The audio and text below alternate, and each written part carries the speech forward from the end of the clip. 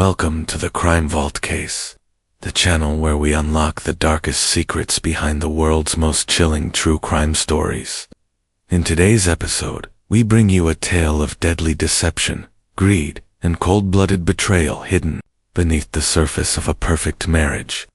This is the disturbing case of Daniel Mitchell, a man who appeared to have it all: a beautiful wife, a luxurious lifestyle, and the admiration of his community. But behind closed doors, he was plotting something unthinkable, fueled by financial desperation and a secret affair. Daniel crafted a meticulous plan to poison his wife Olivia and make it look like a tragic accident. He believed no one would suspect a thing. But as the layers of lies began to peel away, a far more sinister truth emerged, one that shocked even seasoned investigators. This isn't just a murder story. It's a reminder that sometimes the most dangerous predators aren't strangers in the dark. They're the people we trust the most. Subscribe now and hit the bell icon so you never miss an episode as we continue to dig deep into cases where truth and justice collide. This is the Crime Vault Case, where the truth is buried and we dig it up. From a distance, Daniel and Olivia Mitchell seemed to embody everything that defined a picture-perfect marriage. Nestled in the affluent suburbs of Charlotte, North Carolina, they were the type of couple that made others envious. Daniel, 39, a sharply dressed and charismatic financial advisor, often posted inspirational quotes alongside selfies from golf courses and business conferences. Olivia, 37, was radiant and sophisticated, having built a successful online clothing boutique from the ground up. She had a natural flair for fashion and business, and her story had even landed a feature in a popular lifestyle magazine. Together, they hosted elegant dinner parties, drove matching Range Rovers, and spent holidays in the Bahamas. Their neighbors described them as goals, successful, charming, and endlessly photogenic. But beneath the carefully crafted facade, something much darker was brewing. Their home, a sprawling modern colonial with meticulously landscaped gardens, held secrets invisible to even their closest friends. To most, Daniel appeared to be the supportive husband, always boasting about Olivia's success and sharing affectionate captions on social media. But in private, his admiration had long since turned into quiet resentment. While Olivia's boutique flourished, Daniel's financial firm had begun to sink. A series of risky investments and poor client acquisitions had led to mounting debts and legal threats. The lavish lifestyle he flaunted was largely supported by Olivia's inheritance, $3.5 million, passed down from her late father 2 years earlier. Most of their assets, the house, vehicles, even the business accounts, were in her name.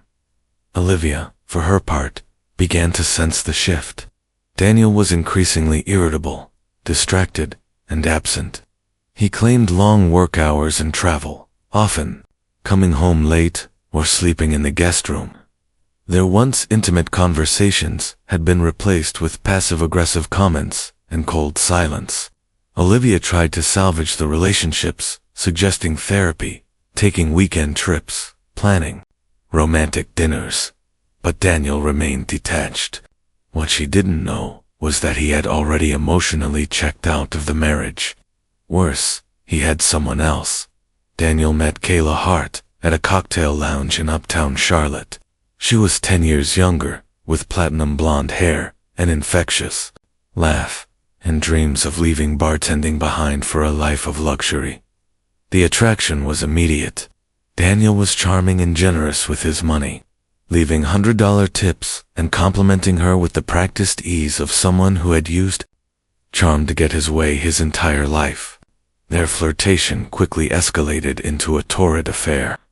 Within weeks, Daniel was spending most of his nights at Kayla's small apartment, spinning elaborate lies about a cold and controlling wife who no longer understood him. To Kayla, Daniel was a tragic romantic figure, trapped in an unhappy marriage, forced to stay for financial and legal reasons. He told her he was planning a divorce, but the process was complicated.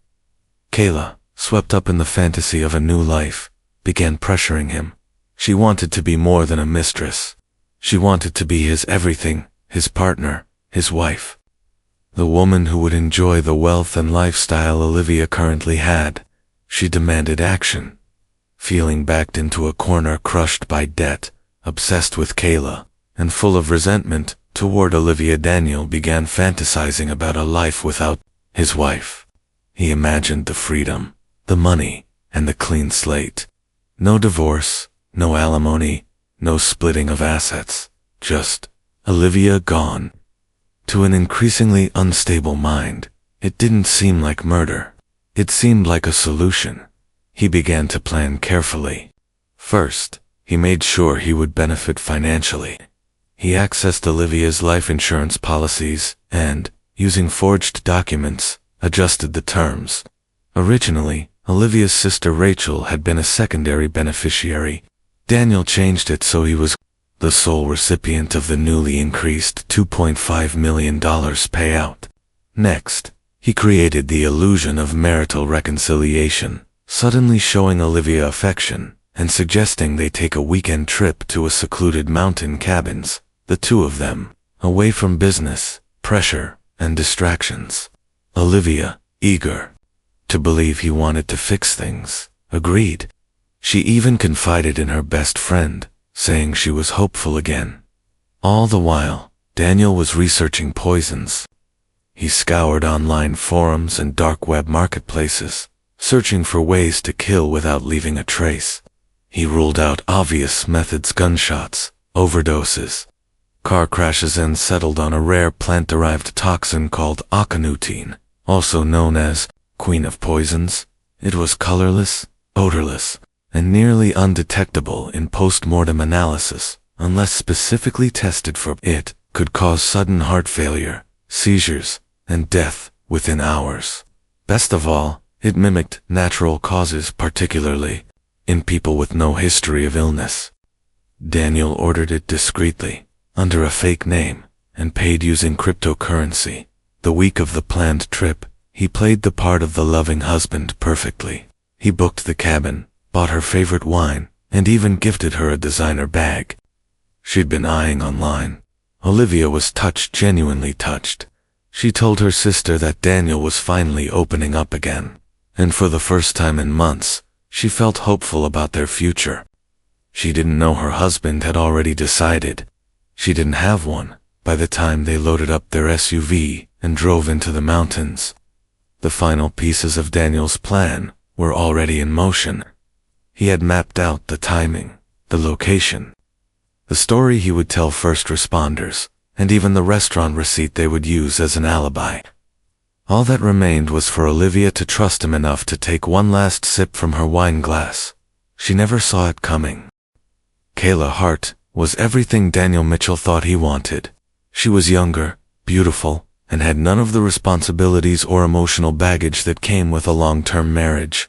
She was spontaneous and wild in ways Olivia never had been, or so Daniel convinced himself. What started as a casual flirtation quickly evolved into an intense affair. He told Kayla everything she wanted to hear, that he was trapped in a loveless marriage, that his wife didn't appreciate him, that he was staying with her only for legal and financial reasons. It wasn't just sex. For Kayla, it was at least her version of it. She had grown up in a working-class neighborhood on the outskirts of Charlotte, and had never known luxury. Her job at the upscale cocktail lounge gave her a taste of how the other half lived: expensive watches, imported whiskey, designer shoes. Daniel embodied all of that. He wasn't just a man with money. He was confident, charming, and well-connected. He brought her into his world slowly at first, taking her to dinners out of town, where no one would recognize them, surprising her with jewelry, and giving her loans to cover her rent and bills. She soaked it all in, eager to escape the monotony of bartending and the broken dreams she had left behind. But Kayla wasn't content staying in the shadows for long. As weeks turned into months, she began pushing Daniel to make their relationship official. She wanted to be more than his secret. She wanted to be the woman on his arm at company galas and vacations in Europe. Daniel, still married to Olivia, always had an excuse. It's not the right time. The lawyers are involved. I'm trying to protect you. He'd tell her that Olivia was unstable, emotionally manipulative, and that divorcing her would create more trouble than it was worth. Kayla didn't understand why he wouldn't just leave, and eventually, she began to wonder if he ever would. In one heated conversation, she gave him an ultimatum. Either he ended things with Olivia, or they were done. That night, Daniel didn't go home. He stayed at Kayla's apartment, stewing in frustration. He was torn between two lives, one bound by legal entanglements, finances, and a wife he had long stopped loving, the other full of excitement, passion, and a woman who believed in him, even if it was all based on lies. In the weeks that followed, Daniel began laying the groundwork for what would become his deadly plan. He stopped seeing Olivia as a person, his wife, his partner, and began viewing her as an obstacle. The idea of a divorce made him sick. She would take half of everything, maybe more. She'd find out about the affair, ruin his reputation, and possibly take legal action for financial misconduct. And then there was the money, Olivia's inheritance from her father, over $3 million. He wasn't just going to walk away from that. He convinced himself that Olivia's death would be a tragedy. Yes, but also a necessity. He rationalized it in layers, that she would never forgive him for the affair, that she would never let him leave without destroying him, and most importantly, that the only way to have the life he wanted with Kayla was if Olivia was gone, permanently. With that decision made, Daniel began planning with chilling precision. He started by studying poisons, ruling out anything that could be traced easily. He needed something quick, effective, and untraceable. Eventually, he found references to a carnitine and alkaloid poison found in monkshood plants. Its effects were brutal, but clean: heart failure, respiratory collapse, and near impossible detection, unless specifically tested for. He scoured the dark web, navigating forums and encrypted markets, until he found a seller. Using a throwaway email and cryptocurrency, he ordered a small vial of the substance, labeled only as botanical extract. While waiting for the poison to arrive, Daniel ramped up his romantic efforts toward Olivia. He pretended to turn over a new leaf, telling her he regretted their distance and wanted to make things right. He planned a weekend getaway to a secluded cabin in the Blue Ridge Mountains, spinning it as a romantic escape to rekindle their love. Olivia, hopeful for change, welcomed the idea. To her, it felt like maybe, just maybe, things were finally heading in a better direction.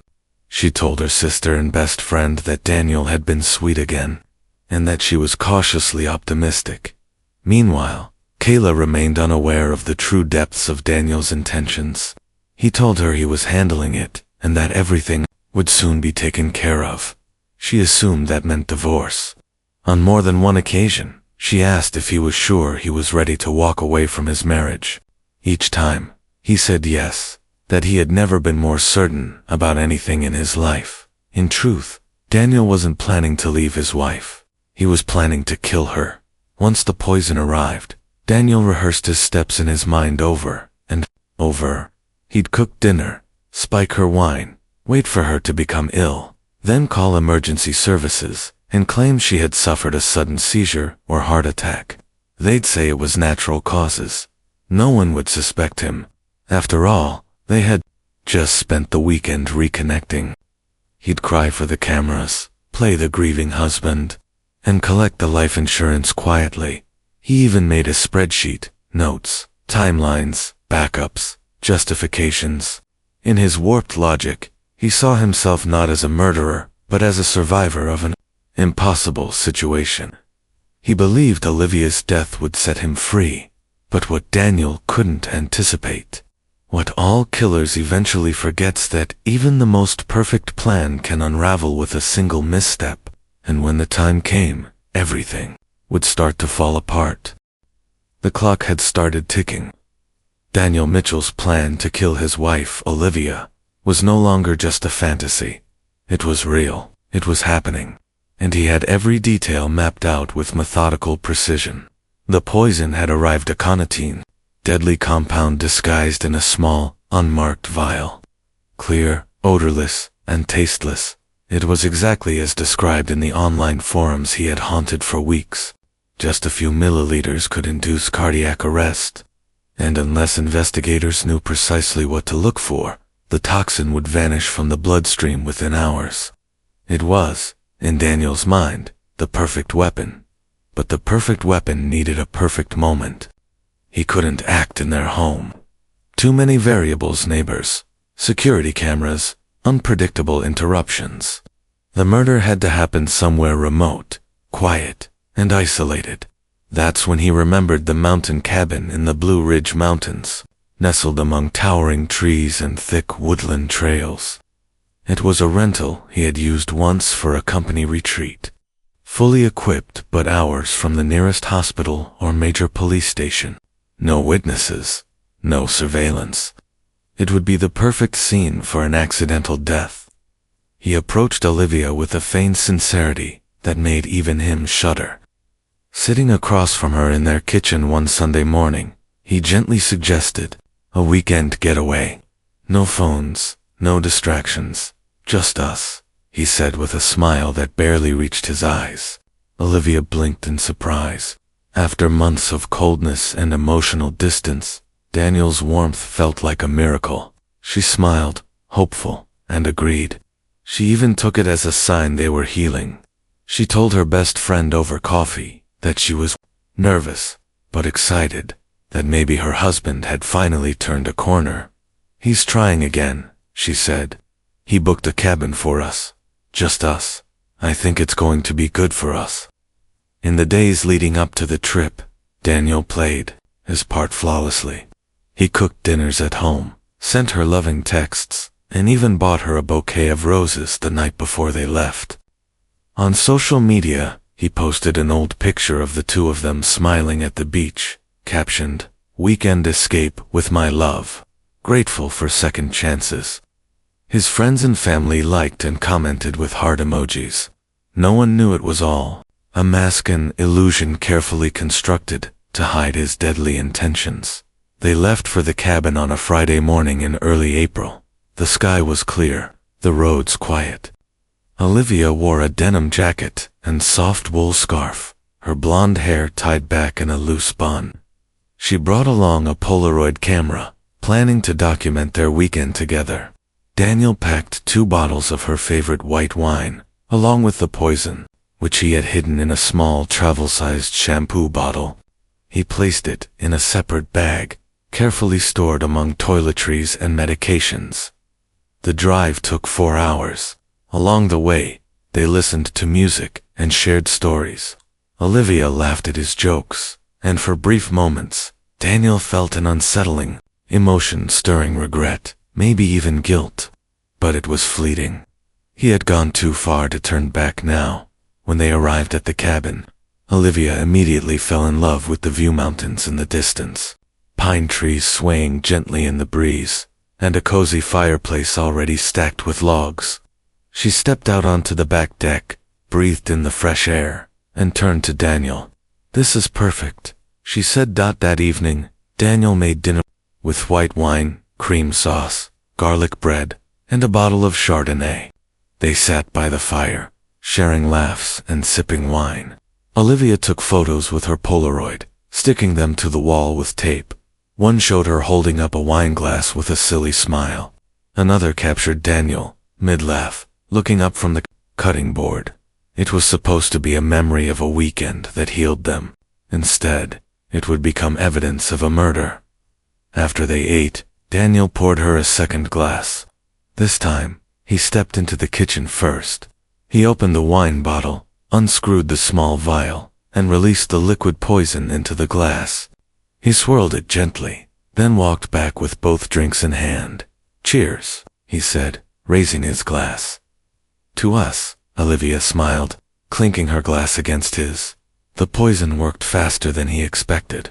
Within 30 minutes, Olivia began to feel lightheaded. She stumbled slightly when getting up from the couch and held her hand to her chest.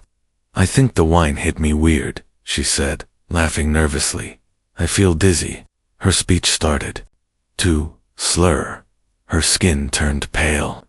When she collapsed, Daniel pretended to panic. He grabbed his phone and called 911, his voice full of frantic urgency.